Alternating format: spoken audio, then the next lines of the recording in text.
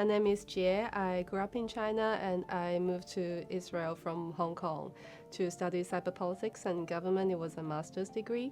Very early in the morning on October 7th, my phone was going off, so we got up, got dressed, went to the shelter in our building, didn't think much of it, that rocket attacks happen quite a lot in Israel, almost every few months, sometimes twice a year.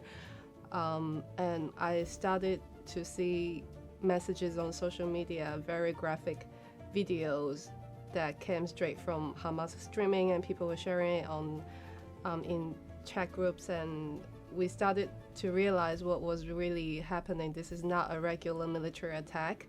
It was a terrorist attack, and lots of people were at risk at the time, but we had no idea exactly what was happening. But we started contacting our family and friends who maybe lived near the border, and well, the rest is history.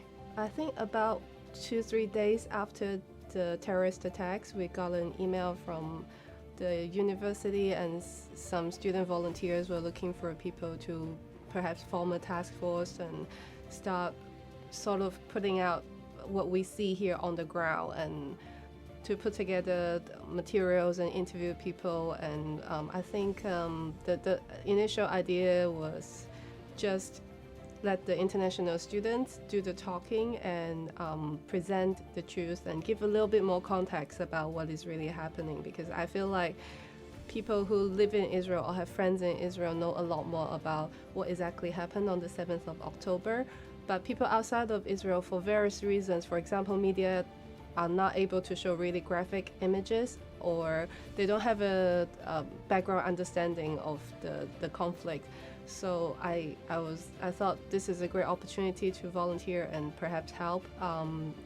And of course, there's a lot of misunderstandings about Israel as well as Palestine on social media. So that was one of the first things the task force did.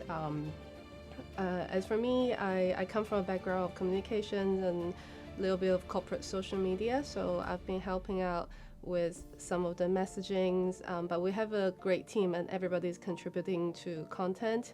And I think this is still a work in progress, but I think it's really important to give people who are here a voice, and perhaps in our own languages. We are a very diverse team. We come from all over the world, Asia, Europe, America, etc. Yeah.